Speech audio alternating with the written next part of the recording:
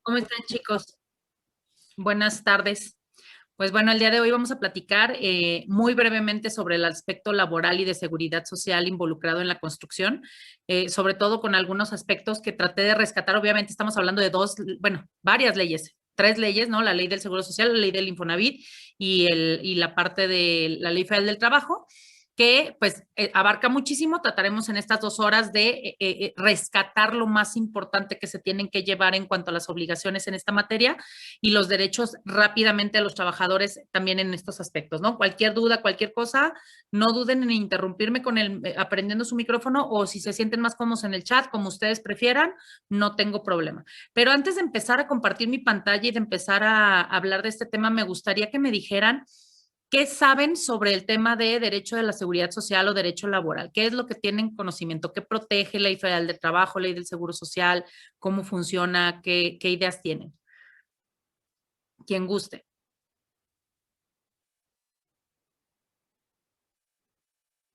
No todos, no se peleen. Con uno tengo. Bueno, yo sé que estamos hablando de los derechos que tienen los empleados en general, ¿no? O sea, Ujú. cualquier persona digo, en México que esté inscrita al Seguro Social, creo, o que esté como registrada como empleado de cualquier empresa. Y pues sí, son los derechos que lo protegen. Muchas gracias, Ana Sofía. Fíjense, hablaste de algo muy importante, el tema de derechos. ¿Qué correlación tiene un derecho? El derecho es de los trabajadores, por lo tanto, Hay obligaciones ¿de quién en este del que caso? los está contratando. En este caso del patrón, ¿no? O sea, vamos a hablar de las obligaciones de los patrones y los derechos de los trabajadores, pero fíjense bien, de todas maneras, aunque normalmente se ve de esa manera, derechos de los trabajadores y obligaciones de los patrones, también los patrones tienen ciertos derechos sobre las obligaciones de los trabajadores, ¿eh? O sea, ese es un aspecto bien importante que normalmente no se platica, como lo es, por ejemplo, sí, tú tienes el derecho a recibir un salario y mi obligación es pagártelo, pero ¿cuál es mi derecho entonces y cuál es tu obligación en ese aspecto? Pues hacer el trabajo, ¿no? Hacer el trabajo. Entonces yo tengo el derecho de recibir el trabajo y tú la obligación de trabajar, ¿no? ¿Se fijan cómo en cada uno de los derechos y obligaciones están vinculados ambos? No nada más son unilateral, pues, o sea, no nada más es el patrón y el trabajador. Siempre los derechos son de trabajadores y las obligaciones de patrón. No, también los trabajadores tienen obligaciones y los patrones tienen derechos, ¿no? Que comúnmente no se habla de ese tema, pero bueno, nada más lo quería dejar ahí en ese sentido. Les voy a compartir pantalla y vamos a ver algunos aspectos, primeramente, rápidamente, porque no me quiero detener mucho en esto. Creo que ya vieron el tema de las ramas del derecho. ¿Qué son las ramas del derecho? Pues ya lo vieron esa parte. ¿Qué es una rama de derecho?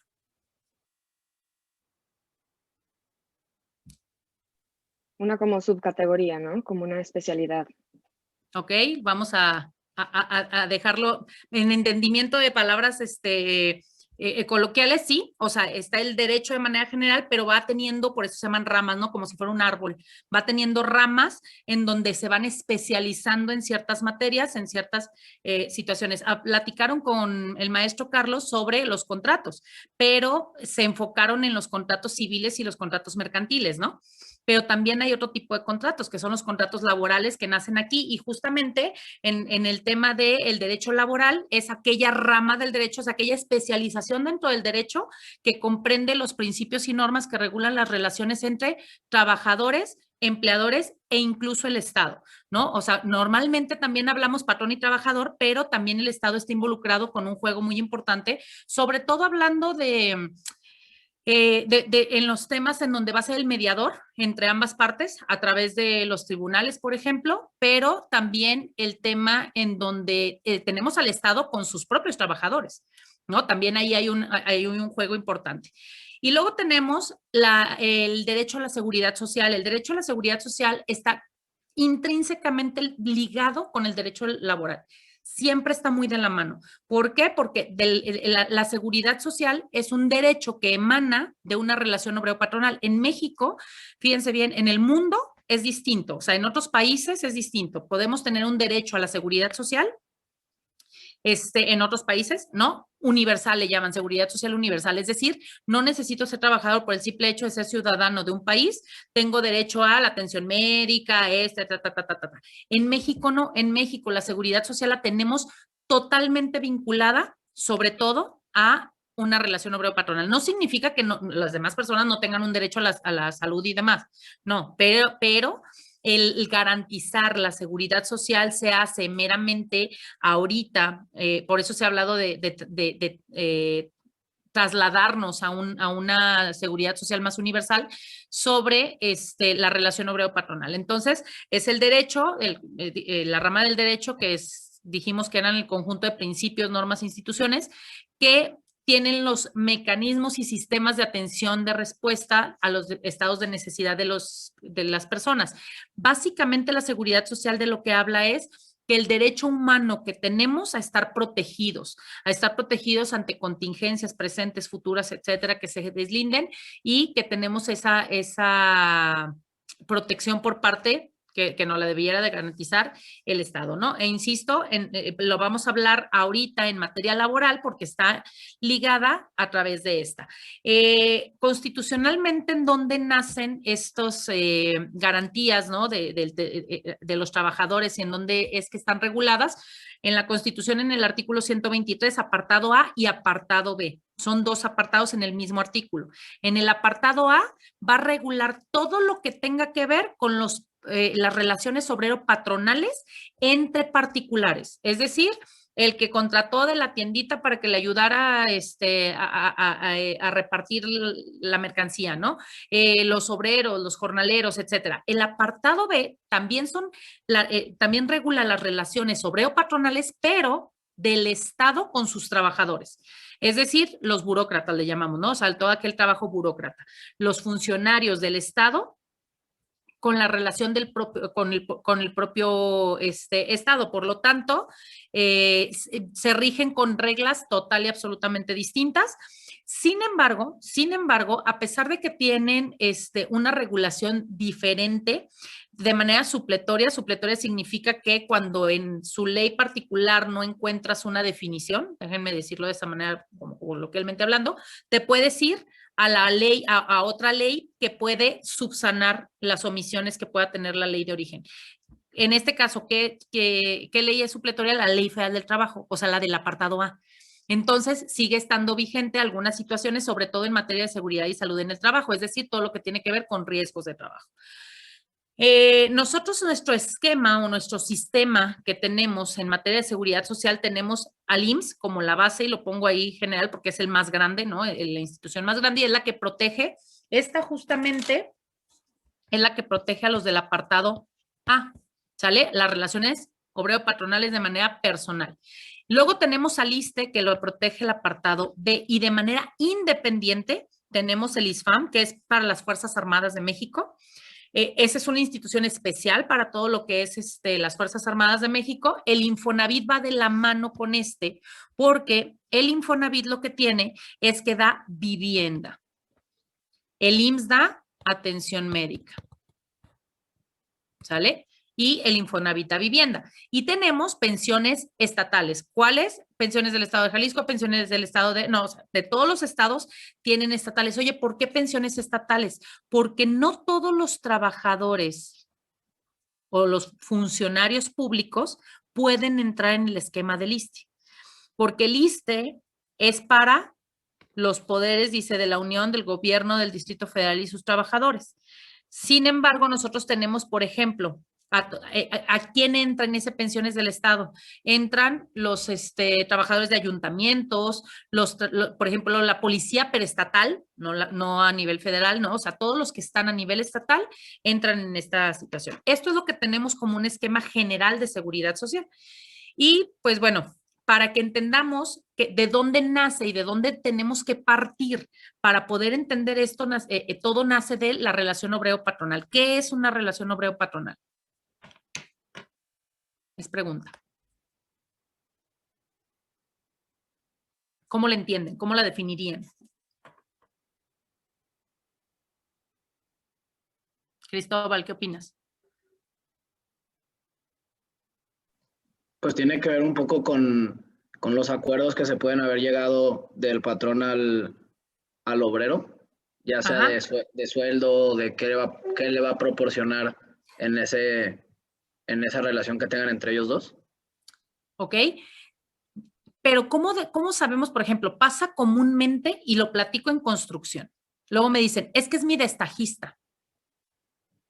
Entonces, si es destajista, no es mi trabajador, no lo doy de alta. ¿Realmente ese destajista no es trabajador? No lo sé, habría que investigar y habría que analizar cómo sé si realmente es o no es una relación obrero-patronal. Suele ser muy comúnmente que por no darlos de alta y dicen que tienen independencia y lo que le dicen es dame una factura. Yo no te voy a dar de alta y no eres mi trabajador. Dame una factura y entonces con esa factura yo la hago deducible, tengo todas estas, el tratamiento fiscal, pero tú no eres mi trabajador. El tema es, realmente no es mi trabajador y al rato me anda demandando porque efectivamente sí era mi trabajador y acabo perdiendo el caso. Ya, ¿por qué lo perdí si me dio una factura, si yo le di un contrato en materia civil, sale no laboral, en materia civil ya hice un contrato que dice que es mi trabajador independiente? El que lo diga no significa que de hecho sea tu trabajador independiente. Entonces, ¿qué es una relación obrero-patronal? Todo el material trae fundamentos legales en la parte de abajo para que después ustedes, si quieren, los pueden ir a revisar directamente en la ley, ¿no? El artículo 20 y 21 principalmente de la Ley Federal de Trabajo nos establece la definición de relación obrero-patronal y nos dice que una relación obrero-patronal se da entre las partes, no importa el acto que le dé origen, o sea, no importa cómo se configuró esa relación, si fue a través de un contrato, si fue verbal, si fue escrita, cómo fue que se dio, no importa. Lo que interesa es que existan 3 elementos básicos, ¿no? ¿Recuerdan qué significaba esta figura en matemáticas? Lo debieron de haber visto en la prepa en algún momento. A menos que la hayan pasado de noche. ¿Alguien se acuerda qué significaba? No me acuerdo del nombre, pero pones diferencias y similitudes entre distintas partes. Se llamaba conjuntos, era cuando veíamos conjuntos, ¿no? Y aquí en medio, gramaticalmente hablando, hay una I. ¿Qué significa la I a diferencia de la O? O sea, yo tengo A, B y C. Y ahí es en donde se convergen, en donde se unen A, B y C. ¿Qué significa la I? Lo mismo, ¿no? Unión. O sea, que una relación obrero-patronal, con esto no se les va a olvidar, una relación obrero-patronal es aquella en donde existen 3 elementos básicos y si estos 3 elementos básicos existen de manera simultánea, entonces es una relación obrero-patronal, hagas lo que hagas y digas lo que digas. No importa si te dio una factura, si no te dio una factura, no importa si le pagaste en efectivo, si fue transferencia, no importa lo que haya pasado, no importa. Estás en una relación obrero-patronal. Y entonces, ¿cuáles son esos 3 elementos? Nos dice que la relación debe de ser personal, subordinada y remunerada a cambio de un salario. Si existen esos 3 elementos, estás en una relación obrero-patronal. Pero entonces vamos a analizar cada uno de estos elementos de manera rápida porque de aquí es de donde nacen todas mis obligaciones en materia tanto laboral como de seguridad social y todo lo que implica en la obra, ¿no?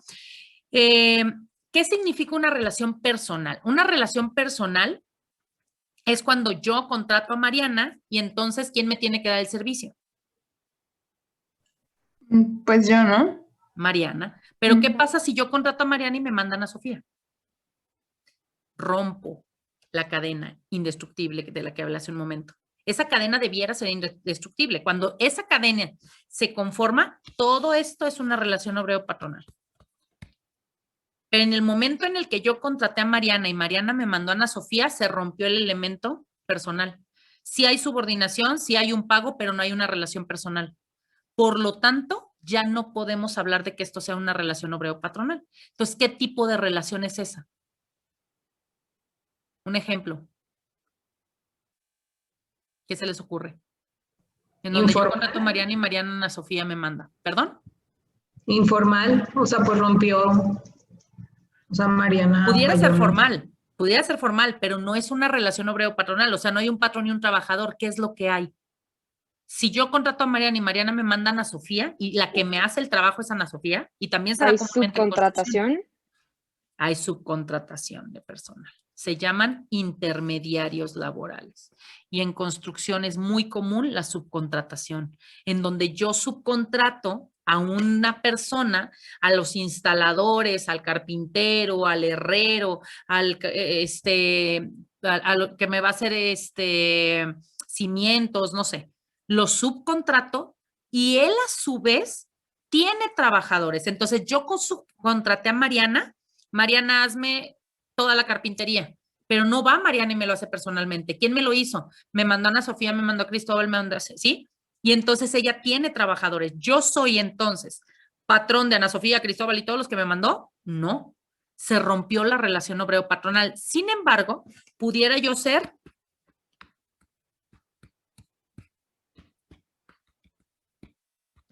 responsable solidario. Más adelante vamos a ver qué significa ser responsable solidario, ¿sale? ¿De qué va a depender? Mariana tenía los elementos para hacer el trabajo, o sea, era de ella los materiales, equipo, herramienta, maquinaria, etcétera. Tenía el personal adecuado, tenía el personal especializado. Entonces, pues entonces sí, Mariana puede ser un subcontratista.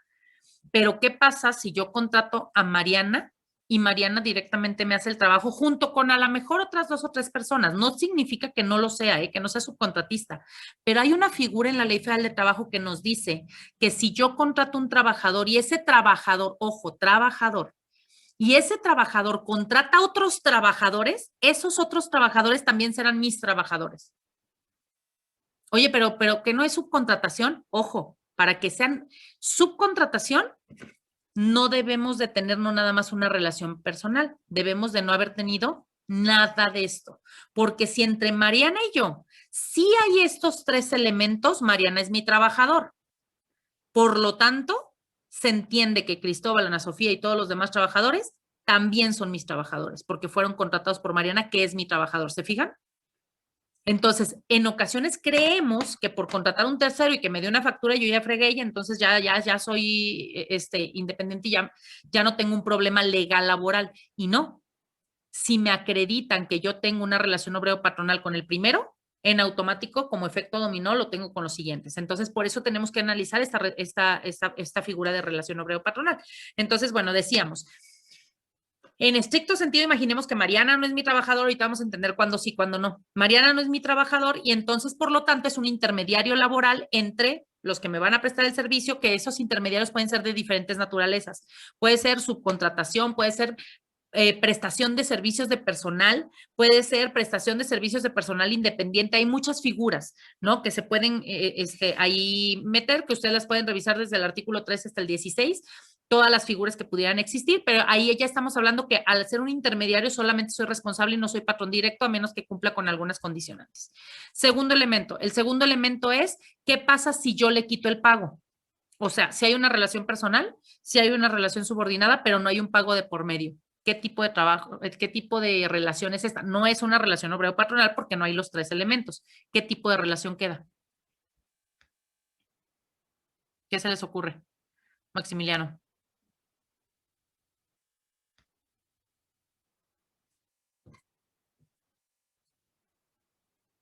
O sea, ya no le están pagando. No sé. ¿Siguen trabajando contigo? Tú tienes una relación con alguien que sí es personal y sí se subordina a ti, pero no hay un pago de por medio. ¿Qué tipo de relación es esa? No es trabajador porque no hay una relación obrero-patronal. ¿Qué tipo de relación pudiera ser?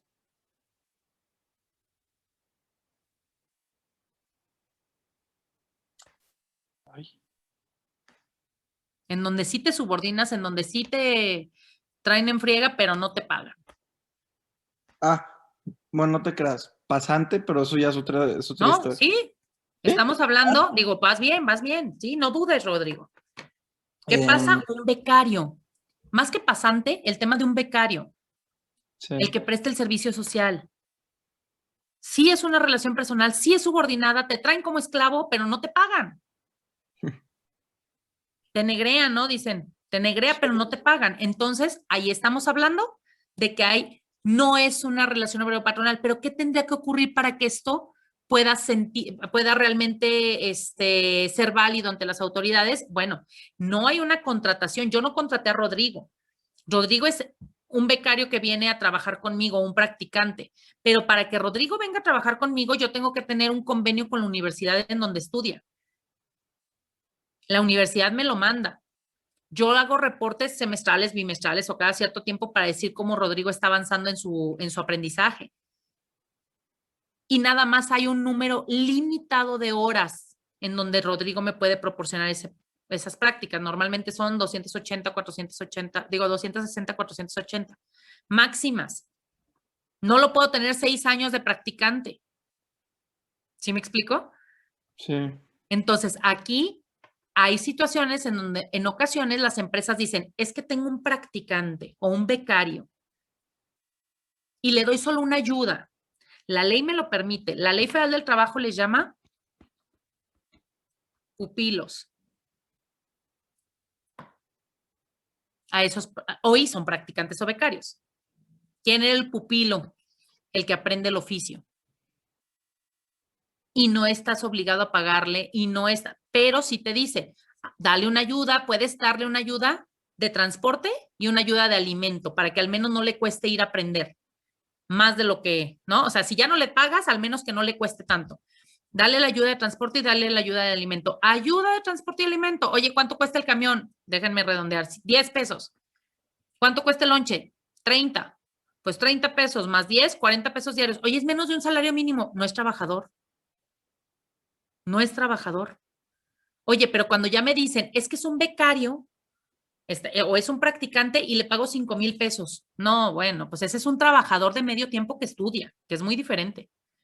No cumple con las condicionantes. ¿Sale? ¿Dudas hasta Ok. aquí? Ok. Todo bien.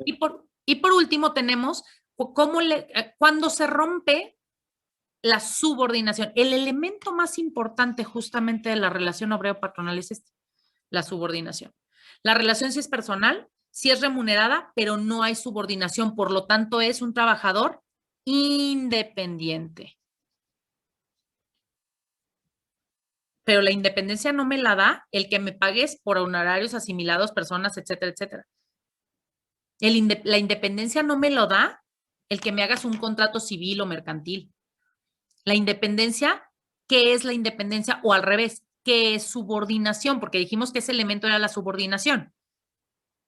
Y es el elemento que realmente nos va a decir si hay o no una relación obrero-patronal. ¿Qué es la subordinación? ¿Qué entienden por subordinación?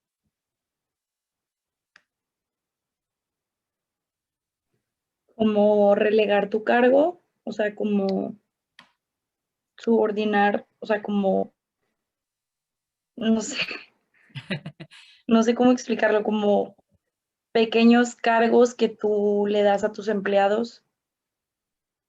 ¿Ok? Si nosotros lo buscamos en el diccionario, subordinación dice uno manda y el otro obedece, básicamente. Uno manda y el otro obedece. ¿Con eso ya entendemos qué es subordinación? ¿Hay realmente subordinación con los, por ejemplo, hablando ahora otra vez, el destajista o el carpintero que va y hace algo? ¿Qué me da? Díganme características para que ustedes digan si es un trabajador y se subordina porque tiene esto, esto, esto y esto. ¿Qué se les ocurre? Porque trabaja varias horas. O sea, hay un horario. ¿Qué más? Puede tener sus, sus metas de fin de mes, ¿no? Mm, O sea, que tienes que vender tantas cosas para este estás fin de mes. pensando en un comisionista, ajá. Como Pero, comisionador. bueno, vamos hablando de un ingreso, ¿no? Un ingreso específico. Ok. Un salario, un ingreso, una comisión. Bueno, igual y hablando como, o sea, ya sea el carpintero, herrero, cumplir con el trabajo con el que te están pagando, o sea, tal cual realizar el trabajo en el que se está intermediando. Hay actividades asignadas, ¿no? Sí. Quiero que me pongas 10 puertas de tales características. ¿Qué más? ¿Quién de aquí trabaja? ¿Nadie? Yo. Ok, Bien. ok. ¿qué tienen en sus trabajos además de un horario, una actividad asignada, un horario o un pago? Pues en realidad sí son como las tres, o sea, principales. O sea, Ahorita por tema pandemia no lo tienen, pero normalmente un lugar de trabajo, ¿no? ujú. Ujú. ¿Qué más tienen? ¿Cómo saben que sí son trabajadores? ¿Qué características deben de tener para decir, ah, sí soy trabajador por esto, esto y esto? Y no te digan, no, Brenda, es que tú eres freelancer. Pues el contrato, ¿no? Que lo apoya. Tienes que cumplir con todas las tareas que te piden en tiempo y forma. Tiempos. Ujú. ¿Qué otras características tendrán que tener para decir sí, sí soy trabajador?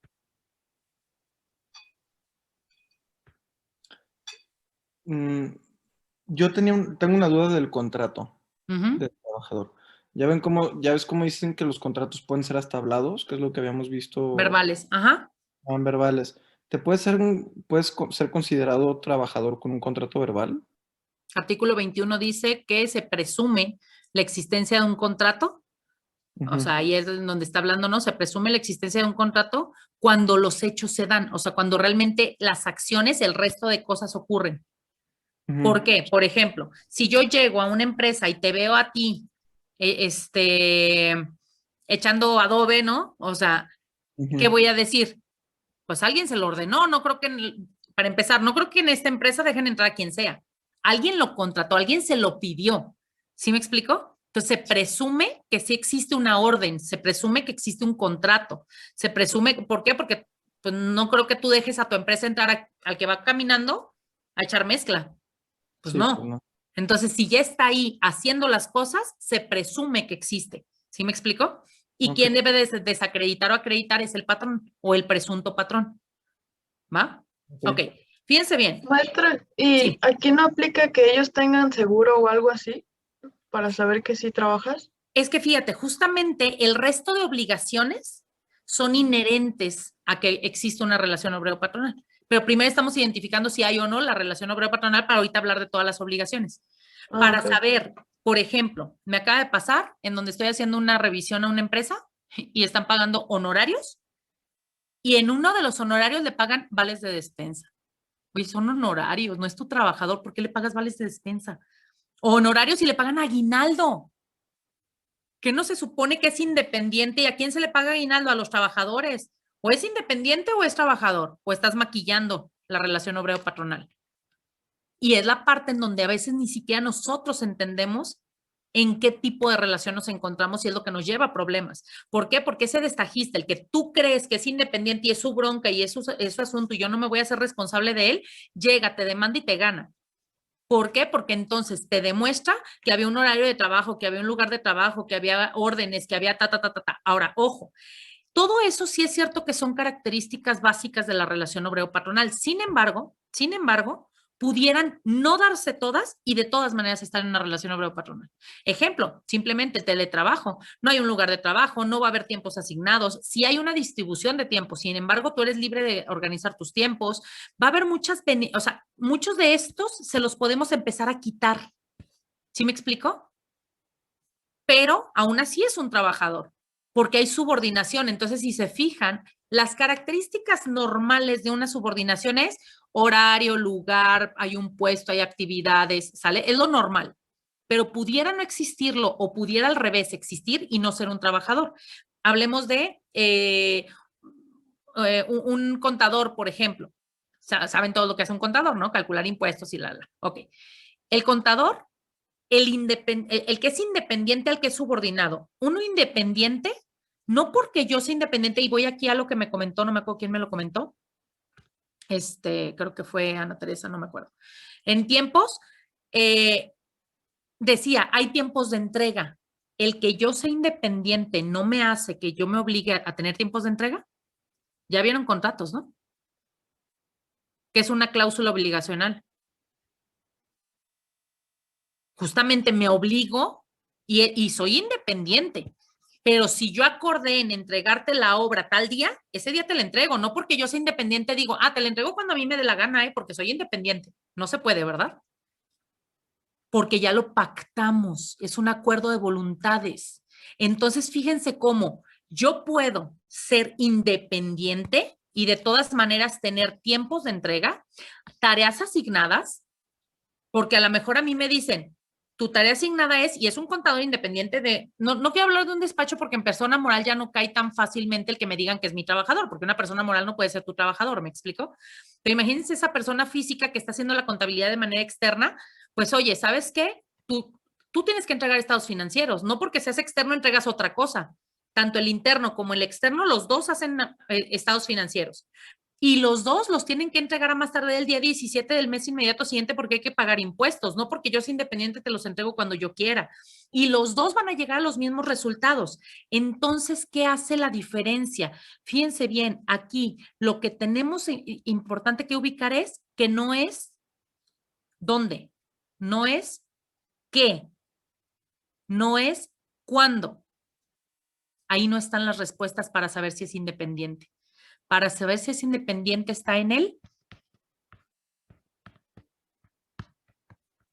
¿Quién establece el cómo se va a hacer la tarea? Si yo digo, Sara, te contrato para que me pongas 10 puertas. Fíjense la diferencia, ¿eh? 10 puertas de madera, de un grosor de tanto más cuánto, Ok. De manera, contraté a Sara para ponerme 10 puertas de madera, va a ir y las va a poner con su gente y ella sabe dónde poner. Ella es la que sabe medir, ella es la que sabe cómo va a cortar la madera, ella sabe cómo va a instalar, ¿cierto? Pero si le digo, Sara, te contrato para que me pongas 10 puertas, aquí están tus herramientas de trabajo y entonces la medida y entonces haces esto y entonces vas a recortar para no desperdiciar madera, lo vas a hacer de esta manera y entonces, ¿quién le está diciendo el cómo hacer su trabajo? Yo. Y yo le estoy capacitando, y yo le estoy supervisando, y yo le estoy diciendo cómo hacer su trabajo. En los dos casos, en un caso la contraté, en donde le dije, instálame 10 puertas de madera de tal grosor, pero pues la que sabe instalarlas y hacerlas es ella. Pero en la otra, no nada más le dije, ponme 10 puertas, le dije cómo poner esas puertas. ¿Se fijan? Ahí es en donde nace si eres independiente o eres subordinado. Subordinarte es que te digan cómo hacer tu trabajo, no cuándo, no dónde, no qué, porque eso pueden tenerlo tanto independientes como subordinados. El cómo, quien te dice cómo hacer el trabajo, el que te capacita, supervisa, etcétera, ese es tu patrón. ¿Sí nos quedó claro? Entonces, cuando no me lo dice, ahora sí, puedo ser honorarios asimilados, personas físicas, etcétera, pero sigo siendo independiente, ¿va? Ya entendimos entonces que es una relación obrero-patronal. Entonces el destajista, vuelvo al destajista, que contrató a otros, pero al destajista yo le digo el cómo hacer las cosas, entonces ¿qué se convirtió? En mi trabajador. Y por lo tanto, los trabajadores de este trabajador también se convertirán en mis trabajadores. Aunque yo crea que son independientes y que era bronca del destajista. Pero yo estoy estableciendo una relación obrero-patronal con el primero, por lo tanto, por efecto dominó, se me va la relación obrero-patronal con los terceros. ¿Va? ¿Dudas hasta aquí? ¿Todo bien? Ok. Entonces decíamos, nada más, esto es para que quede en su material, ¿sale? Para que entendamos la subordinación, la dependencia del trabajador respecto al empleador, o sea, uno manda y el otro obedece, lo que les decía, uno debe de acatar órdenes que se derivan de una pérdida de independencia o de autonomía. Yo no puedo decidir cómo hacer mi trabajo. Entonces, la característica principal es quién dirige, quién supervisa, quién capacita y quién establece cómo se va a desarrollar el trabajo. Con eso nos queda claro la subordinación y entendemos que estamos en una relación obrero-patronal. En el momento que yo entiendo que estoy en una relación obrero-patronal, es como cuando nace un hijo. Ay, qué bonito, ¿por qué digo qué bonito y lo comparo? Porque cuando tú tienes tu primer trabajador es qué padre, porque significa que estás creciendo, porque entonces ya no puedes hacerlo tú solo y entonces necesitas más gente y eso está padre, porque tienes un crecimiento. Cuando tienes un hijo, qué maravilloso tener un hijo, pero ¿qué crees? Nadie te explica, así como ahí te va el pergamino de obligaciones que vas a tener, ¿no? Como padre de manténlo y cuánto te salen los pañales y cuánto te sale esto y que si entonces y que si los permisos y que si las consecuencias y todo eso nadie te lo explica. Nomás que son bien bonitos los bebés, es guru, guru, guru, pero entonces todas las demás cosas, ¿qué pasó? Ah, bueno, pues lo mismo con los trabajadores. Qué padre porque estoy creciendo, mi empresa está creciendo y ya tengo 20 trabajadores y ya no son 20, son 40. Sí, qué padre. Pero mientras más trabajadores, más problemas. Y lo que te dan es que en el momento que tú contratas al primer trabajador, te van a decir, felicidades, usted contrató a su primer trabajador, aquí está su pergamino que se llama Ley Federal del Trabajo y estas son sus obligaciones. Al menos en materia laboral, a diferencia que en los papás, si hay un manualito que te dice qué hacer, cómo hacer y cuáles son tus obligaciones. ¿Y qué nace de esto? Primero, percepciones, prestaciones. Tus primeras obligaciones es las que te da la contraprestación. Porque el trabajo, el salario que va a recibir el trabajador, ¿no? Y entiendas el salario como la cuota pactada con él, puede ser por día o puede ser por destajo, por comisión, por cualquier otra índole, depende de qué sea. Aquí lo que tenemos que entender es que se la gane por su trabajo, ¿no? El pacto que tú haces y eso queda en un contrato. Pero también tenemos un tema de salario diario integrado. ¿Qué es un salario diario integrado? Su salario más todo el resto de prestaciones que gana para efecto de pagarle indemnizaciones cuando lo vas a despedir. O sea, no nada más es el salario, también tienes que considerar todo lo que te cuesta. Por ejemplo, en la arquitectura o en la ingeniería se acostumbra el factor de salario real. ¿Sí? ¿Ya han escuchado este concepto? Cuando sacan costos, ¿ya vieron algo de costos o algo así de la obra? ¿No? Bueno. Yo no. La próxima vez que escuchen factor de salario real, se van a acordar de mí. Factor de salario real no es este salario integrado, va más allá de eso. Factor de salario real es, ¿cuánto te cuesta el trabajador? El trabajador, si yo contrato a un trabajador, no me cuesta nada más sus 5,000 pesos mensuales. Me cuesta sus 5,000 pesos más el aguinaldo que va a representar esos 5,000 pesos, más las vacaciones, más la prima vacacional, más las prestaciones, más la liquidación, más el seguro social, más sus impuestos. Entonces, el factor de salario real oscila entre 1.40 y 1.60. Imagínense. O sea que por cada peso que le pago al trabajador, de costos indirectos de mano de obra me cuesta 60 centavos.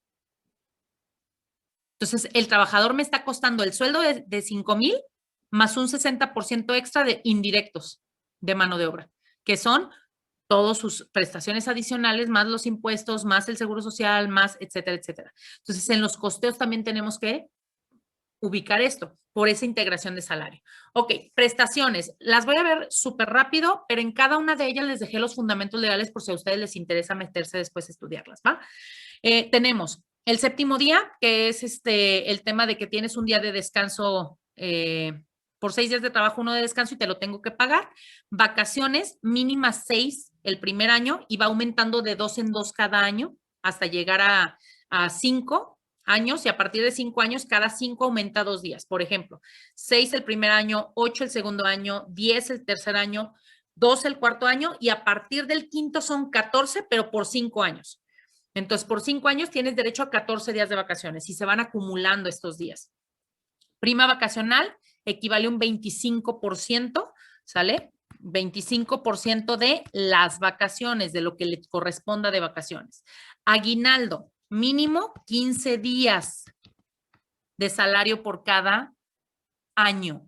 Y todo va en materia laboral, todo lo que le vayamos a pagar es en proporción. ¿Qué significa que es en proporción al tiempo laborado? Si apenas llevas 3 meses en la empresa y se llega el tiempo del pago del aguinaldo, te voy a pagar los 15 días, pero la proporción de 15 días de 3 meses. O sea, hacemos una regla de 3, ¿no? Para sacar cuánto es la proporción que le tengo que pagar. Descanso laborado y día festivo. Cuando al trabajador lo haces laborar este día de descanso o los días festivos que establece el artículo 73 de la Ley Federal del Trabajo, de hecho es el 74, perdón. El 74 de la Ley Federal del Trabajo, que por ejemplo, el lunes es festivo, el lunes no se trabaja. Si haces trabajar a los trabajadores ese día, entonces les tienes que pagar su salario más 2 veces el salario. O sea, se paga triple. Considerar esto, a mí me ha pasado muchísimo en obras que en ocasiones les digo, a ver, ojo, lo mismo que horas extras. ¿Vale la pena que trabajen ese día? Yo sé que a veces todo urge en la obra siempre, todo urge, me queda claro. Y está bien, pero checa los costeos. No te va mejor que a lo mejor entre semana, en otro día que no sea festivo, utilices 1 o 2 extras, 2 horas extras de 2 o 3 trabajadores en lugar de días festivos de 4 o 5 trabajadores. O sea, hay que saber manejar los costos para ver qué te sale más barato. Entonces, también eso considerarlo. Prima dominical. La prima dominical equivale a 25% de su salario si lo haces trabajar en domingo. Horas extras. Horas extras se pagan no más de 3 veces por semana, no más de 3 horas por día, o sea, dentro de estas 3 veces no más de 3 horas por día, y se pagan esas al doble. Todo lo que exceda de ese número de horas se paga al triple. Entonces, también administrar los tiempos de horas extras de los trabajadores. En lugar de que se quede un trabajador 10 horas, pues puedes agarrar 2 o 3 trabajadores, 2 horas extras, cada uno que te va a hacer lo mismo que uno, pero con un costo distinto, ¿no? Esa es parte de hacer una estrategia en costos. Prima de antigüedad, los trabajadores van generando un derecho de antigüedad en las empresas. Y si tú los despides, tienen derecho en automático a que les pagues una prima de antigüedad. Si ellos renuncian, solo si tienen más de 15 años en la empresa tienen este derecho y equivale a 12 días por cada año que hubiera estado contigo. Y el reparto de utilidades, el tema del PTU. El tema del PTU tiene una mecánica muy particular en donde de tu utilidad fiscal tienes que tomar el 10% de la utilidad y esa repartírsela a tus trabajadores. O sea, de la utilidad que tuvo la empresa al año, la empresa tuvo 10 millones de utilidad. Entonces, el 10%, 1 millón de pesos, lo tengo que repartir entre mis trabajadores en el mes de, generalmente es mayo o junio, depende de si eres persona física o si eres persona moral. ¿Dudas hasta aquí? ¿Dudas de esto? ¿Alguna pregunta? ¿No? ¿Todo bien? Ok. ¿Cómo era lo de, lo de reparto de utilidad? ¿Eso se les da cuándo? Ajá, esto se da, de hecho, se da 60 días después de la presentación de tu declaración anual. Normalmente la declaración anual se presenta en marzo o en abril. Marzo las personas morales, abril las personas físicas. Por eso es que se paga entre mayo y junio, si eres físico moral, ¿sale? Entre mayo y junio les debes de dar el 10% de tu utilidad repartida a los trabajadores y el reparto es con una mecánica muy particular. ¿Sale? O sea, hay una forma específica de repartir. No le vas a repartir diciendo, me cae bien Rodrigo, le doy tanto, me cae mal Karina, le doy tanto. O sea, no. Aquí lo que tienes que hacer es, en cuanto a los días laborados, el salario percibido, o sea, es una mecánica especial. ¿Va? Ok. ¿Con eso, Va. Mariana? Sí, gracias. Ok.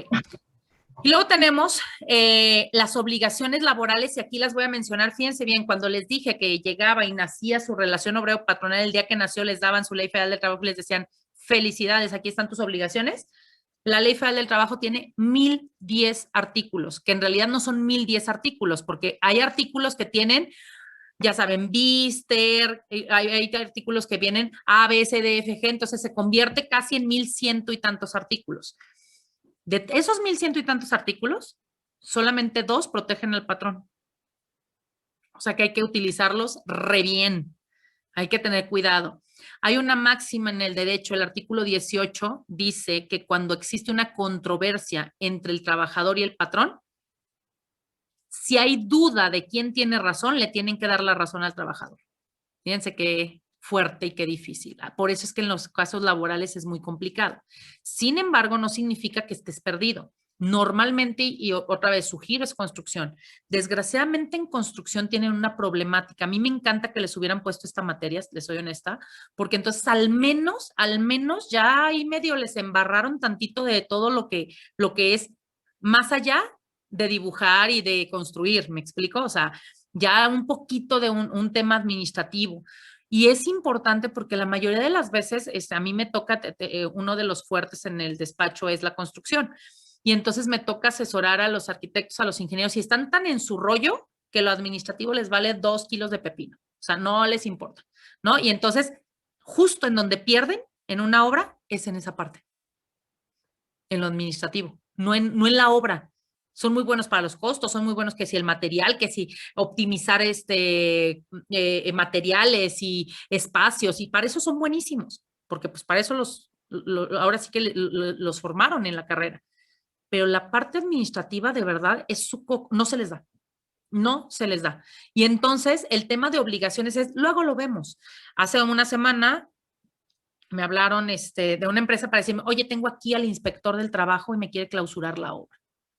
¿Por qué? Pues porque resulta que el arnés y entonces no sé qué, y entonces resulta que que ahorita es parte de lo que vamos a ver, que las tarimas, no se llaman tarimas, se me fue el nombre de las cosas estas que arman para... Andamios. Gracias. Que los andamios no tienen el grosor suficiente y no están no sé qué porque los están utilizando como escaleras y la norma oficial mexicana dice que debe de ser tal manera y no lo estoy cumpliendo. Entonces, ok, ¿estás consciente que no lo estás cumpliendo? ¿Verdad? Sí. Entonces ya desde ahí, o sea, a ver, ¿no? O sea, ¿qué está pasando? Esas obligaciones se las estoy resumiendo en esto. O sea, esas 1010 artículos lo vamos a resumir en cuáles son. Una, tener contrato individual y o colectivo de trabajo. Importante el colectivo de trabajo. No es una obligación tenerlo. El individual sí es una obligación cuando no tienes colectivo. Pero sin contrato colectivo te estás metiendo en rollos de que el sindicato, cualquier sindicato puede llegar a emplazarte a una huelga, sean o no tus trabajadores y te van a detener la obra por meses en lo que se averigua si es cierto o no es cierto.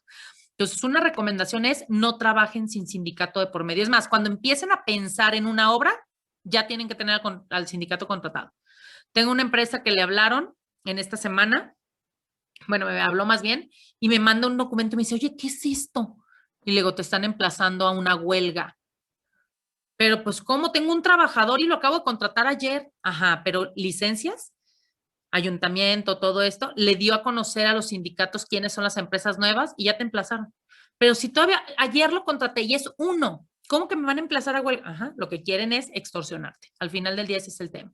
Entonces, siempre hay que tener de la mano a un sindicato de por medio y sobre todo en construcción. ¿Se han dado cuenta que en la construcción, digo, cuando ya han estado ahí, si no, véanlo en las construcciones, tienen un letrero siempre en las entradas de pertenecemos al sindicato de la CTM, pertenecemos al sindicato de no sé qué? ¿Por qué creen que lo ponen hasta en grande? Porque la corrupción más grande e importante que va a sufrir en la construcción es los sindicatos. Entonces, ya le dan a conocer aquí, si alguien quiere empezar a hacerte rollo, por eso está publicado el contrato para que ya no se metan, porque ya hay un sindicato por medio y para ellos ya no va a ser costeable. Pero si no tienes eso, te van a emplazar para ver si caes y entonces que tú les empieces a pagar lana a ellos. Es importantísimo el tema de un contrato sindical, un contrato individual con los trabajadores para que te puedas proteger. Hace rato yo decía, artículo 18 nos dice que el trabajador siempre tendrá la razón cuando hay duda. ¿Cuál es nuestro trabajo? No crear duda. ¿Cómo logro que no haya duda? Con documentos. Pero cuando lo contrataste verbal, cuando no tienes documentos, cuando no tienes un reglamento, cuando no tienes todo eso, pues entonces sí hay duda y entonces te va a demandar y fácilmente te va a ganar. Un reglamento interior de trabajo, ese sí es una obligación tener un reglamento interior de trabajo. El pago de los salarios y prestaciones en tiempo y forma, obviamente, de los que hablé hace un momento. Cada uno de los que hablé hace un momento tienen un plazo específico para pagarlas. Por ejemplo, aguinaldo, tienes antes del 20 de diciembre para pagar. Las vacaciones, al año de que el trabajador cumple aniversario, etcétera, ¿no? La afiliación de los trabajadores al IMSS o el Infonavit. Hace rato comentábamos, cuando decíamos dentro de las obligaciones y demás, se comentaba, creo que Karina fue la que comentaba justamente esto del IMSS y que le decía, es inherente, o sea, es inherente, me refiero a que en el momento que dices que es trabajador no es una opción, es una obligación que lo afilies al IMSS en automático. Si no es tu trabajador, entonces no tienes que afiliarlo, pero si es, lo tienes que afiliar, vida real. No lo hacen en tiempo y forma. Ahorita vamos a ver los plazos. Protocolos laborales. Hoy es sumamente importante que tengamos protocolos laborales contra discriminación, acoso, hostigamiento, erradicar trabajo forzado, erradicar trabajo infantil. Entonces, hoy tenemos que tener esos protocolos de actuación porque este es algo de una reforma del 1 de mayo del 2019, pero como 2020 no pasó, ¿verdad? O sea, a todo el mundo nos pasó de noche, realmente no lo ubicamos esta obligación, es hora de que las empresas no han cumplido cabalmente con estos protocolos y ya hemos tenido inspecciones en los últimos meses sobre este tema y la mayoría no los tiene, entonces hay que cuidar, ¿no? Ahí están los temas. Discriminación, acoso y hostigamiento, erradicar trabajo forzado y erradicar trabajo infantil, así como el uso de violencia, evitar el uso de violencia en las empresas. Los que más se dan en construcción principalmente son estos. El hostigamiento, el acoso, más que un acoso sexual, estamos hablando, por ejemplo, en el tema del hostigamiento, el que traes al trabajador en jaque, ¿no? Lo que le llaman, lo agarraste a tu puerquito. O el uso de violencia, el gritarles, el ofenderlos, el maltratarlos, y se da mucho entre los supervisores y los trabajadores, y ese tipo de demandas son comunes, ¿no? Cumplir con las normas oficiales mexicanas en materia de seguridad y salud en el trabajo, todo lo que es riesgos de trabajo. Hace rato les decía, los andamios, esto, lo otro, ok. Esas normas ahí les dejé en donde las pueden buscar. Actualmente hay 43 normas oficiales mexicanas, 43 normas oficiales mexicanas vigentes aplicables a seguridad y salud en el trabajo. Ahí las pueden consultar. Tener comisiones mixtas. Comisiones mixtas es representantes patronales y representantes obreros en conjunto toman decisiones en materia de seguridad e higiene, capacitación, adiestramiento y productividad, reglamento interior de trabajo, cuadro general de antigüedades y PTU. El reparto que hace rato hablamos del 10%, yo digo, ahí está el millón que tengo que repartir, y quien hace los cálculos y quien determina cómo es esta comisión, no el patrón. El tema de capacitación, las capacitaciones que se deben de dar a los trabajadores, el adiestramiento. ¿Cuál es la diferencia entre capacitación y adiestramiento? Capacitación es cuando van a iniciar un proceso y yo los estoy induciendo a o los estoy actualizando. Adiestramiento es más operativo, ¿no? O sea, es un tema de saber manejar el montacargas, saber utilizar la perforadora, etcétera. ¿Dudas hasta aquí? ¿No? ¿Todo bien? Ok. Eso es en materia laboral. Sí. Tengo una duda nada más. Ya no entendí si cuando contratas a alguien, o sea, si tienes un destajista, entonces, ¿tiene que tener seguro o no? O sea, como que ahí me confundí. El destajista. Si ese destajista, porque hay destajistas que son trabajadores. Si es un destajista que se demuestra que es un trabajador, sí lo debes de dar de alta. Si es un destajista que es independiente, o sea, no cumplía las 3 características que platicamos al principio, entonces ahí no es obligatorio que lo des de alta. ¿Sale? Va a depender de si es o no trabajador, porque sí existe la figura del destajista en laboral. Por ejemplo, comisiones que nos decía Rodrigo, porque pensó en ese cuando nos decía lo de las ventas, ¿no? Hay comisionistas laborales, pero también hay comisionistas mercantiles. Por ejemplo, el laboral, un comisionista laboral sería el que vende carros en una agencia de carros, ¿no? Trabaja para la agencia y entonces vende carros de la agencia. Ese es un comisionista laboral. Un comisionista mercantil pudiera ser el de una agencia de viajes, que entonces vende pues del hotel fulano, del hotel sutano y del hotel mangano, y todos le pagan una comisión por acercarles personas. Entonces hay laborales, pero hay independientes. Lo mismo los destajistas. Hay destajistas que trabajan a destajo, de acuerdo a lo que hacen, pero son mis trabajadores. Pero hay destajistas que no, que trabajan conforme a lo que hacen, pero son independientes. O sea, yo no les digo cómo hacer las cosas, etcétera, etcétera. Por lo tanto, ellos no. No sé si con eso, Sara María, te quedó más claro. Sí, sí me quedó claro. Gracias. Va. ¿Alguna otra duda? Ok, entremos en materia de seguridad social. En materia de seguridad social decíamos, los trabajadores en materia laboral, todas esas obligaciones, prestaciones, es mi trabajador. Cuando es mi trabajador no es una opción, es obligatorio que lo dé de alta ante el Seguro Social. En el Seguro Social tenemos 4 regímenes: obligatorio, voluntario, seguro de salud para la familia y continuación voluntaria del régimen obligatorio. El obligatorio es para los trabajadores, básicamente, entre otros, pues, pero para los trabajadores. Voluntario es cualquier persona, estos están en el artículo 13, cualquier persona que esté en el artículo 13, por ejemplo, un comerciante puede irse a dar de alta él solo. No es trabajador, pero él solo va y contrata el Seguro Social. Un jornalero, hablando del campo, trabajadores de campo, bueno, personas de campo, trabajadores sería acá. Personas de campo también lo pueden hacer voluntario. Seguro de salud para la familia. El seguro de salud para la familia solamente es contrato. Esto hace las veces de seguro de gastos médicos. Mayores y menores. Como si contrataran Seguros Monterrey, Seguros GNP, etcétera, ¿no? Cuando tú vas y contratas una póliza, el IMSS también tiene su propia póliza.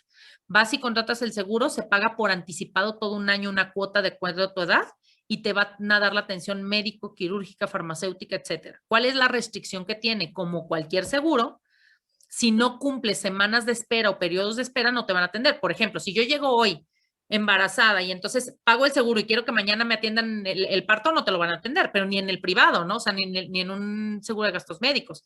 ¿Qué te dicen? Mínimo tiene que pasar un año que hayas pagado y después te lo atiendo.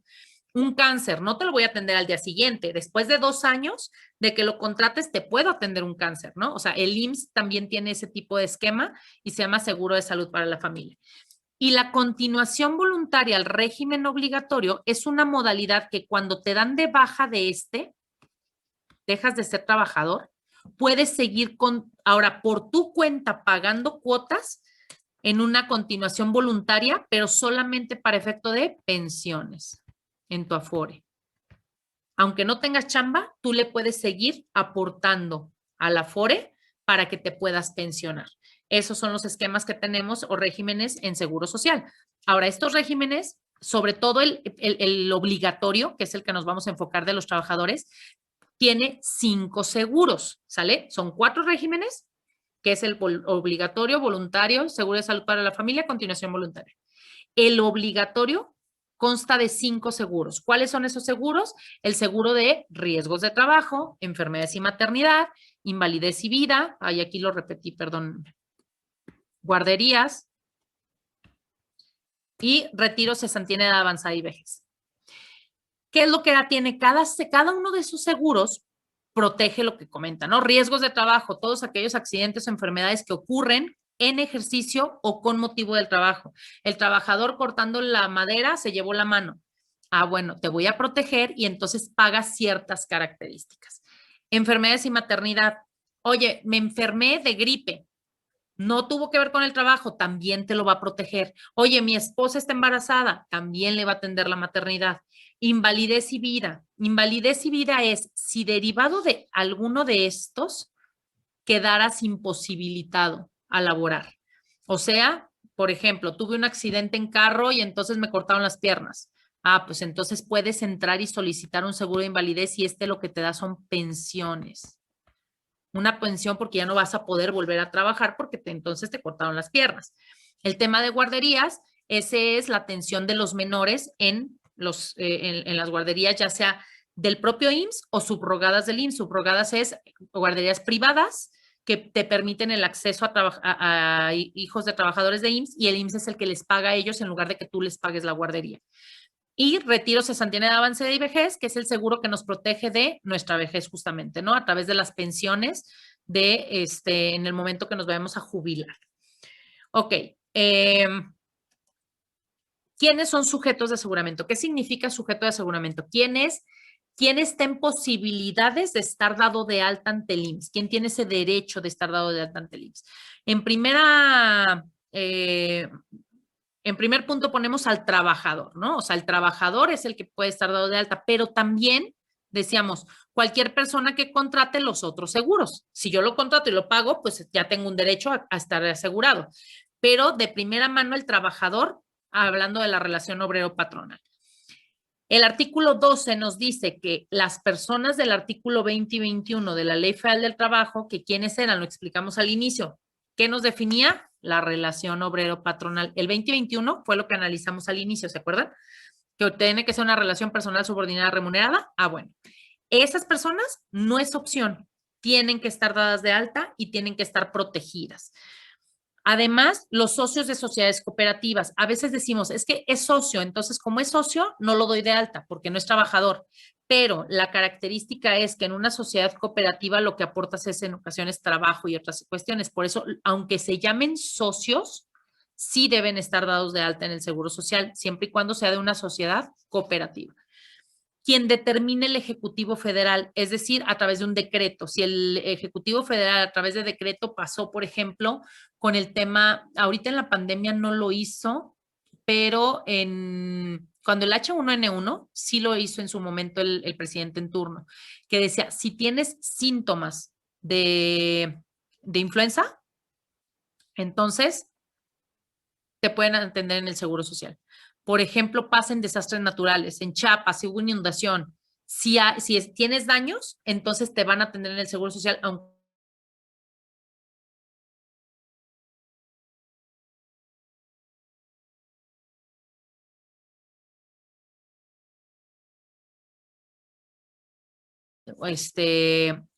un par de años, en donde las trabajadoras del hogar también, antes no estaban obligados los patrones a dar de alta a los trabajadores del hogar. Hoy es una obligación dar de alta a quien te ayude en tu casa en la limpieza o en la jardinería o el chofer, ¿no? Es tu obligación el día de hoy darlos de alta.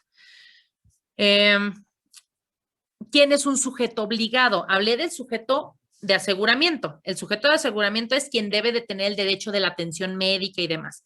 ¿Quién es el sujeto obligado? Si hablábamos del trabajador, entonces acá hablamos del patrón, pero también quien contrata estas otros regímenes. No me quiero meter tanto en esos porque me quiero enfocar en la relación obrero-patronal. Pero entonces, el sujeto de aseguramiento es el trabajador, el sujeto obligado es el patrón, pero también tenemos otra figura que es el derechohabiente. El derechohabiente no solo es el trabajador, que es derechohabiente, el que puede recibir la atención médica, y no solo es el trabajador, también es su familia. Se extiende la prestación a la familia. En ocasiones decimos, es que es muy caro el seguro social, es que, sí, digo, lo caro y lo barato es relativo. Fíjense, si hacemos un cálculo rápido, déjenme sacar una calculadora. ¿Saben cuánto es el promedio de salario en México? ¿Tienen idea?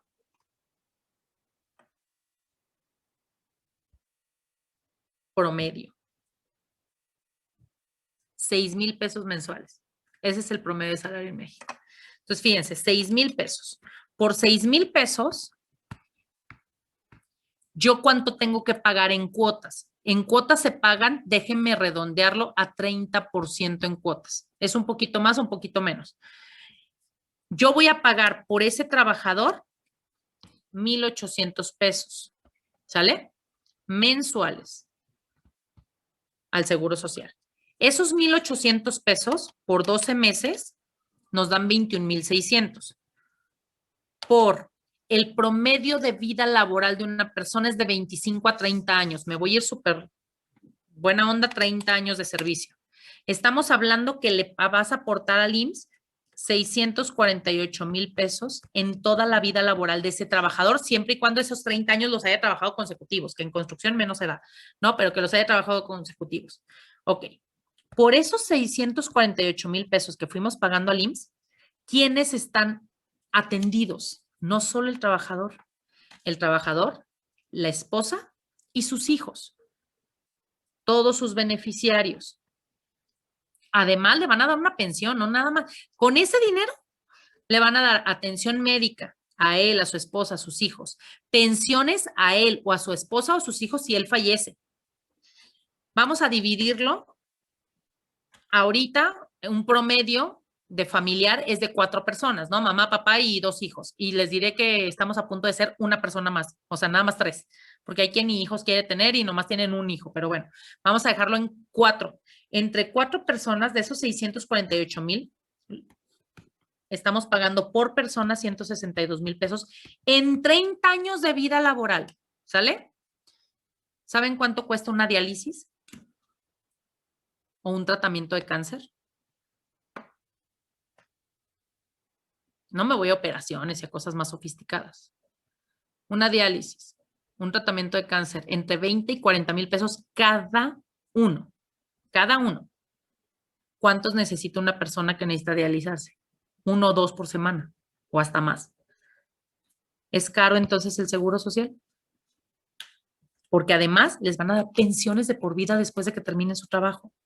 Entonces, ¿se fijan cómo aquí empezamos a valorar el que, híjole, no es tan caro el seguro? Si es caro, obviamente si lo comparo, aquí decimos, ay, es que de 6,000 le van a dar 1,000, o sea, me cuesta 1,800, pues sí entiendo esta parte. Pero si lo entendemos, realmente la seguridad social no es cara. Mucha está subrogada por el Estado. Pero esa parte a veces no la vemos. Y sí, claro, habrá quien me diga, pero no los atienden correctamente y no tienen medicamentos. Sí hay casos, por supuesto, como en todo, pero también los hay en los particulares. Entonces, es un tema en donde también no sabemos nuestros derechos y entonces no nos defendemos, que será otro tema, ¿no? ¿Quiénes son los beneficiarios? Les decía, cónyuge, o sea, cónyuge, entiéndase, esposa o concubina o concubinaria. Concubina, no concubinas. No existe en plural, ¿sale? En plural, entonces son novias, amigas, amantes o como quieran decirles, pero no hay concubinato.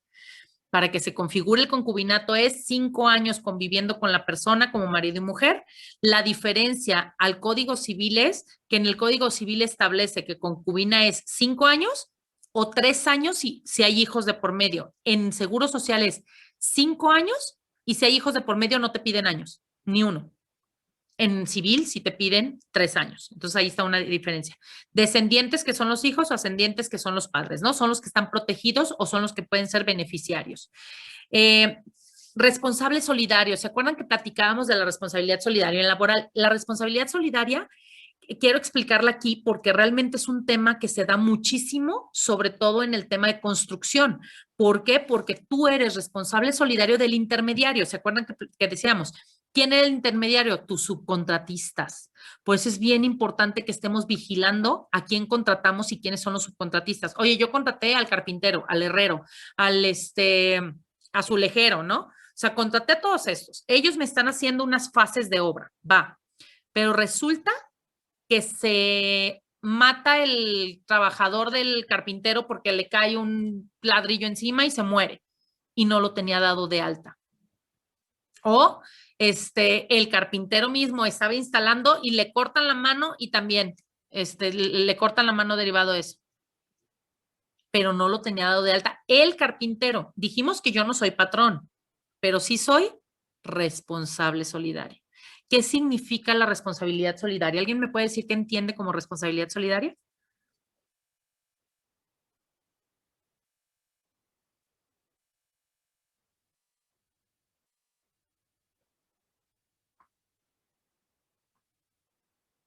¿Tenemos a Diego de la Torre por ahí?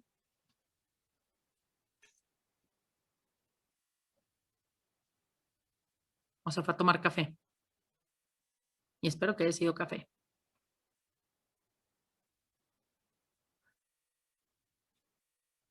Astrid, ¿qué entiendes por responsable solidario? Pues en la que se incluye a varias personas. ¿Por qué me pueden decir, si yo te contrato a ti, Astrid, y se muere un trabajador tuyo, ¿por qué pueden decir que yo soy responsable solidario? ¿Qué significa eso? Pues que te haces responsable también de él. ¿En qué momento? Eso es para todos. ¿En qué momento? Gracias. ¿En qué momento me pueden nombrar responsable solidario? ¿En cualquier momento? Pero en cuanto el jefe inmediato de la persona no se haga cargo, pues ahí entras tú, ¿no? Más o menos. El tema es justamente, y aquí está. Primero tiene que haber una omisión. Si no hay omisión, no me pueden hacer responsable. ¿De qué me hacen responsable si no hay ninguna responsabilidad? ¿Me explico? Lo primero que tiene que haber es una omisión. Al haber una omisión, entonces me pueden hacer responsable solidario. ¿Qué significa? Que como él no cumplió, me pueden llegar a mí a hacer que yo cumpla. Y entonces cobrarme a mí lo que era de él. Por eso importancia en sus contratos, y esto es civil, no es laboral. El contrato civil que hagan ustedes a quien contraten, tengan cuidado en las cláusulas obligacionales respecto a la responsabilidad solidaria. Hay que dejar muy claro de quién son los trabajadores, cuál es su responsabilidad, hasta dónde llegue el alcance para que empiecen a defender un tema de responsabilidad solidaria. Porque cuando hay un contrato, y así nos lo dicen, en virtud de un contrato, el beneficiario de los trabajos, ¿quién es? Yo, Carla, la que lo contraté. Tengo que asumir las obligaciones, o sea, yo voy a pagar las consecuencias del patrón de la persona, porque yo no soy el patrón, pero del patrón de esa persona cuando omite el cumplimiento. Entonces, siempre tengo que estar al pendiente de esa situación. No significa que me van a ser responsable solidario al día siguiente. Hay todo un proceso, hay defensa, hay un montón de cosas, pero de manera inmediata ya me metí en un problema. Y todo esto por no cuidar a mis subcontratistas. Entonces, será muy importante que cuidemos qué dicen los contratos, qué cláusulas tienen los contratos y hasta dónde va a llegar la responsabilidad y cómo es que yo voy a supervisar que el subcontratista esté cumpliendo. Nos dice la ley del Seguro Social, tratándose de patrones de la construcción, deberá expedir y entregar constancias de días y salarios entregados a los trabajadores. Y nos dice, asimismo, deberá de pagar cuotas obrero-patronales, aun cuando no sea posible determinar a los trabajadores a quienes se les deba aplicar por el incumplimiento de las fracciones anteriores. Estamos en el artículo 15 y estamos en la fracción, de hecho es la sexta, no la quinta. La fracción sexta. Por el incumplimiento de las fracciones anteriores. Entonces hay que analizar qué dicen las fracciones anteriores, ¿no? De aquí nace, no sé si alguien ha escuchado, si ya están un poquito involucrados en el tema de construcción y de la obra, y si no, o tienen gente con quien puedan dialogarlo, pregunten. Oigan, ¿qué pasa con el IMSS, con el mentado artículo 18, que son costo por metro cuadrado? Que me cobra por costo por metro cuadrado, no por persona. Me cobra por los metros construidos. ¿Por qué me puede cobrar así? Por el incumplimiento a las fracciones anteriores, porque como no diste de alta a tus trabajadores o no pagaste cuotas de manera correcta, entonces, y no tengo cómo determinar cuánto realmente debiste haberle pagado a Juan, a Pedro y a Pablo, entonces voy a medir los metros cuadrados y de acuerdo a una tabla que viene en el Diario Oficial de la Federación, te voy a aplicar una tabla y te lo voy a cobrar. Y entonces, por ejemplo, casa habitación representa 1,450 metros cuadrados. ¿Qué significa eso? 1,450 por 200 metros cuadrados me da 290,000 pesos. Significa que de esos 290,000 pesos me debes de pagar cuotas. Para mí, esos 290,000 es mano de obra. ¿Cuánto de cuotas? Dijimos que un aproximado de un 30%. Por 30% me debes 87,000 pesos. Ah, caray, ¿de dónde los debo? Por el incumplimiento de las fracciones anteriores. Entonces, ¿cuáles son esas fracciones? Nos dice la ley, registrarme y registrar a mis trabajadores. Tengo que inscribir a mis trabajadores. O sea, sí los tengo que dar de alta. Llevar nóminas y listas de rayas, CFDIs. Hoy en día y es importante porque los estamos timbrando y se está dando cuenta. Determinar y enterar cuotas obrero-patronales, o sea, pagar las cuotas que yo tengo que pagar del Seguro Social. Básicamente son esas 3 obligaciones. Nuestro problema está en que no sé si han escuchado del tema del SATIC o del CIROC, ¿no? ¿Qué es esto? Ante el IMSS tienes la obligación de hacer un aviso de registro de obra, es decir, le tienes que avisar a través de un formato que estás construyendo y que estás haciendo una construcción y cuántos metros cuadrados tiene esa construcción y cuándo va a iniciar y cuándo va a terminar y cuánto va a costar, ¿no? O sea, te pregunta básicamente 5 cosas en el registro. ¿En dónde está? O sea, el domicilio de la obra, el monto de la obra a pagar, los metros cuadrados a construir, fecha de inicio y fecha de término. Tú le debes de dar esa información y se llama CIROC. Y en el CIROC te va a dar un folio. Y ese folio, en tus pagos, le debes de poner trabajador por trabajador en qué folio, o sea, en qué obra están trabajando, para que le demuestres que sí los diste de alta en esas obras. Otra vez, vida real. El 99% de las constructoras no lo hace. Y déjenme decirles que empezó este año una fiscalización terrible en función de eso. Y de verdad el 99% no lo hace. No cumple esta obligación, no de registrar, de asignar a los trabajadores en las obras. Y entonces esto nos está llevando a que por el incumplimiento de las fracciones anteriores nos apliquen un costo por metro cuadrado y que entonces ahorita, pues como abogados tenemos un chorro de chamba porque nos estamos yendo a juicios, nos estamos yendo a tratar de defenderlos de que, bueno, pero sí pagué, no cumplí con todas mis obligaciones, pero sí pagué, te quiero demostrar que sí pagué, tómame en cuenta estos pagos y entonces ya les está costando un abogado por un tema administrativo, ¿no? Las siguientes 2 obligaciones que nos faltan ver es, y voy a vincularlas, nos dice, me tienes que proporcionar a mi IMSS los elementos necesarios para precisar existencia, naturaleza y cuantía de las operaciones. ¿Qué significa? Que el IMSS va a llegar y te puede requerir, ¿no? O sea, le vamos a llamar así, te puede llegar con un requerimiento, con dame esta información. ¿Se la tengo que entregar? Sí, siempre y cuando esa información sea para precisar existencia, naturaleza y cuantía de las obligaciones. ¿Qué significan esas palabras? Siempre y cuando la información que me pida sea para demostrar que pagué o no pagué las cuotas. Pero a mí no me puedes pedir todo lo que tú quieras. Vida real pide lo que le da su gana. No necesariamente tenemos que entregarle todo a la autoridad. Esto es bien importante que se apoyen, sobre todo ustedes que no están tan inmersos con un tema legal, con abogados para saber qué sí debo de contestar, qué no debo de contestar. No porque sea la autoridad y vean un requerimiento con un sellito de la autoridad, están obligados a hacer contestaciones de todo. Entonces será importante asesorarnos. Y nos dice, y permitir inspecciones y visitas domiciliarias. Es importante que ubiquemos la diferencia. Esto, hay dos formas de revisar si una empresa está bien o no, digamos. Por un lado, yo como patrón tengo un medio de corrección, es decir, yo ya me di cuenta que no pagué bien cuotas. Yo puedo solo hacerme una corrección y decir, ups, perdón, me equivoqué, ahí te van las diferencias que me faltaron pagar. O hacer un dictamen a través de un dictaminador, de un tercero, ¿no? Y entonces decir, yo solito me di cuenta que traigo un error en cuotas y yo te las pago sin necesidad de que tú vengas a mí. Sin embargo, cuando hablamos de un acto de fiscalización, el IMSS es quien te va a tocar la puerta y te va a decir, aquí te dejo un requerimiento y aquí te dejo un crédito fiscal porque me debes esto. ¿Sí me explico? O sea, el medio de corrección es cuando yo me doy cuenta solo sin que se dé cuenta la autoridad y lo pago. Y entonces no nada más lo pago, hago un procedimiento de corregirme. Un acto de fiscalización es cuando la autoridad me va a corregir a mí, ¿sale? O sea, me va a determinar diferencias. Cuando hay un acto de fiscalización, no solo pago diferencias, aquí pago diferencias, nada más, dinero, diferencias, lo que me faltó pagar. Pero acá, además de las diferencias, va con multa de por medio. Acá, si pago actualización y recargos, acá también. Pero aparte ya hay multas de por medio y pueden haber consecuencias más allá de las multas, ¿no? En donde te pueden dar de baja un registro patronal, en donde puedes tener consecuencias distintas.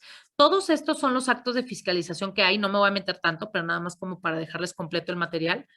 Y están avalados en el Código Fiscal de la Federación o en el Reglamento de Construcción. Yo siempre les digo, la construcción es tan especial que les hicieron un reglamento a ustedes solos.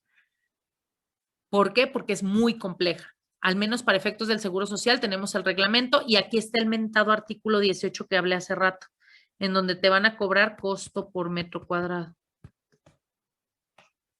Es un acto de fiscalización que el IMSS tiene facultades de hacerte si tú no cumples con obligaciones. O sea, sí está facultado. El tema es que entonces, para evitar que cualquiera de estos actos de fiscalización el IMSS pueda penetrar y entonces en tu empresa y empezar a revisarte, pues entonces hay que cumplir, ¿no? Administrativamente sobre todo, administrativamente. Ya si pagas bien o no, ya será otro tema diferente, pero al menos que administrativamente sí cumplas con presentar el aviso en tiempo y forma, presentar las cosas, pero normalmente no hacen esto hasta que no está avanzado el caso y entonces ya permitiste que te llegaran con un acto de fiscalización que además de que sea un acto de molestia, pues ya pueden llegar a cobrarte y multarte y consecuencias distintas, ¿no? Ok, el reglamento de construcción solamente me quiero meter a 3 puntos importantes de todo. No es tan grande el reglamento, pero el reglamento es lo más importante que deben de saber en materia de construcción. Fíjense bien cómo se llama. Reglamento para trabajadores de la construcción por obra o tiempo determinado. ¿A quién regula? ¿A quién reglamenta? Por el título. ¿A las empresas? A los trabajadores. A los trabajadores. No a las empresas, a los trabajadores. Oye, pero a ver, espérame, el que cumple la empresa, sí. Pero aquí es bien importante este aspecto. Si yo me dedico a poner aires acondicionados, ¿soy una construcción? ¿Es actividad de la construcción, la instalación de aires acondicionados? Cocinas integrales, ¿son construcción? Es muy fácil entender la construcción. Eso lo pueden ver si ustedes quieren ver la definición de construcción de la ley, esta del Seguro Social, en el artículo 1, pero fracción primera nos dice, la construcción, la actividad de la construcción se entiende por aquella que su objeto es crear, modificar, ampliar, remodelar, construir inmuebles. Pero dice, así como la instalación en ellos de bienes muebles que sirvan para su fin. Entonces, vuelvo. Aires acondicionados, ¿es construcción? Porque luego ubicamos construcción a literal, cal, mezcla y ladrillos, ¿eh?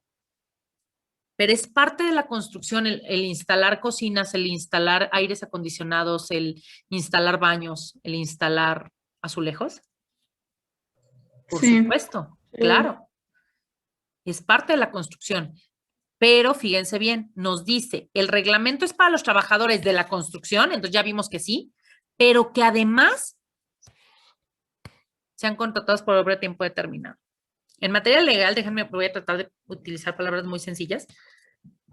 Un supuesto jurídico es que se cree una hipótesis, es decir, si tú cumples con una condicionante que la ley te establece, entonces caes en el supuesto jurídico.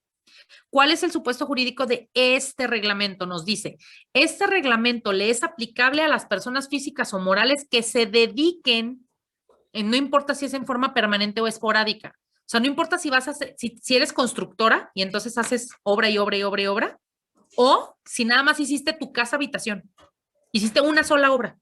No importa si es permanente o es esporádica. No importa si es una vez o son 100. ¿Sale? Que te dediques a la actividad de la construcción. Y entonces decíamos, actividad de la construcción, pues es todo aquello que te remodela y lala.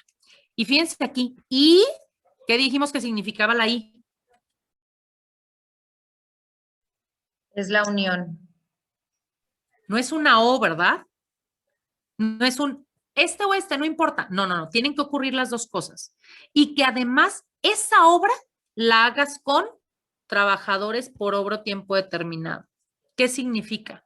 Que si yo contrato trabajadores permanentes, entonces no estoy en el supuesto que está diciendo aquí, por lo tanto, no me aplica el reglamento.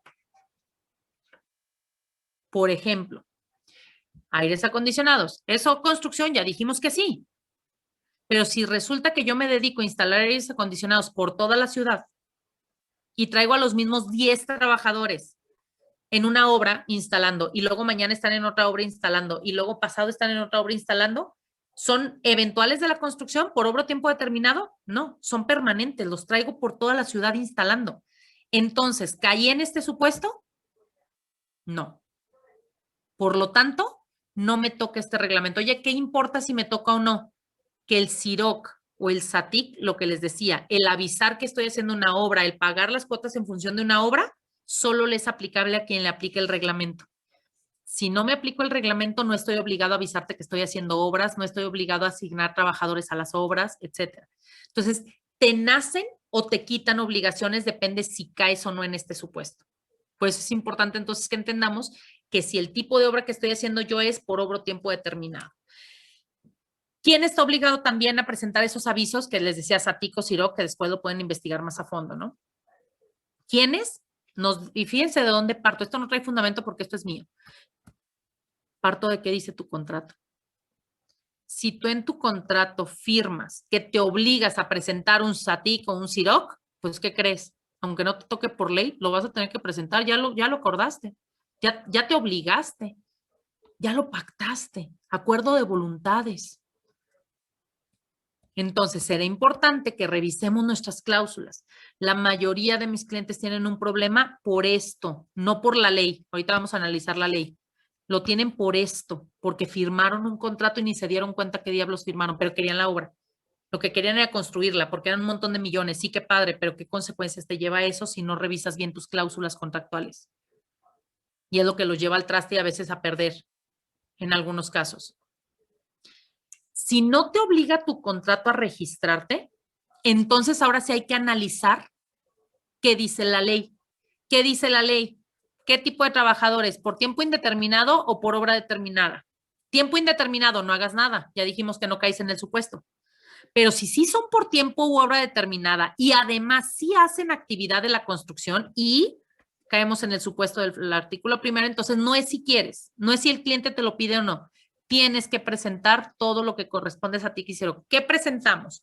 Aviso de registro de obra, incidencias, término de obra. Son las 3 obligaciones que tienes por reglamento. ¿Qué son incidencias? El que amplíe la obra, disminuir la obra, la voy a suspender, la voy a cancelar, etcétera, etcétera. Y tengo que asignarles trabajadores a cada una de las obras. ¿Quiénes están obligados a cumplir el reglamento? Todos. El propietario, el contratista, el subcontratista y el intermediario. Siempre y cuando tengan trabajadores. Si no tengo trabajador, si el propietario de la obra no construye, contrató a estos para que se lo hicieran, él tiene que cumplir el reglamento, pues si ni trabajadores tengo, ¿por qué tengo que cumplir un reglamento de trabajadores? No estoy obligado, solamente quien tenga trabajadores. ¿Qué obligaciones son las que se desprenden de este reglamento? Presentar un aviso de registro de obra, avisos bimestrales de tu avance financiero, es decir, cuánto llevas gastado conforme el proceso, las incidencias, terminación, cancelación, suspensión, reactivación, actualización, etcétera. Aviso de término de obra. Este es bien importante porque normalmente no lo presentan, no presentan avisos de término. Se les olvida. Y se avisa que inicié, pero nunca se me olvidó avisar que terminé. Déjenme les platico que el artículo 12A del reglamento del que estábamos hablando dice que la autoridad tiene 90 días hábiles a partir del aviso de término para fiscalizarte una obra. Si nunca presentas el aviso de término, ¿qué pasó? Nunca van a estar corriendo esos plazos y dejaste un problema en la obra eterno. Tengo una empresa que nos buscó hace unos años, traía 200 y tantas obras abiertas porque nunca las cerró. Y desde el 2012, 13, 14, 15, 16, nunca las cerró. O sea, hoy tiene un problema, sí, claro, porque siguen vigentes. No las mataste en aquel momento, no las cerraste. Al no cerrarlas administrativamente, acuérdense que la autoridad te puede fiscalizar 5 años después. Sí, pero 5 años después de que le digas ya terminé. En este caso nada más serían 90 días. Si no hacemos eso administrativamente, tenemos un problema, ¿no? Y la asignación de trabajadores en las obras, es decir, Juan está trabajando en la obra 1, Pedro está trabajando en la obra 2, porque son por obra determinada. Entonces los vas a asignar a las obras. Si no haces esa asignación, es como si no tuvieras trabajadores en la obra. Si yo no le digo, Juan estuvo en esta y Pedro estuvo en esta, es como si no hubieras pagado cuotas de esa obra. Y entonces te van a llegar con un acto de fiscalización de los que hablábamos hace un momento, ¿no? No sé si hay dudas, comentarios, reclamos a Carlos. Porque por mi parte sería todo lo que quería platicarles en materia laboral y de seguridad social, así es que aprovechen. ¿Todo bien? Sí, muchas gracias. ¿Sí? Va. El material ya se lo hice llegar a Carlos, ahí lo tienen. Todo el material trae fundamentos, es decir, los artículos y de qué ley, para si ya a ustedes les interesa ir, buscar y estar viendo cada uno de los artículos para aprender un poquito más al respecto, vale la pena. ¿Va? Muchísimas gracias, chicos, por su atención, sobre todo aquellos que prendieron la cámara. De verdad es bien importante para los que estamos de este lado estarlos viendo. Muchas gracias por su atención, por estar presentes, y me despido. Cualquier duda, cualquier cosa, con Carlos lo podemos ver a través de Carlos, y me dio muchísimo gusto conocerlos. Que estén muy bien. Igualmente, Bye, gracias. bye. Gracias.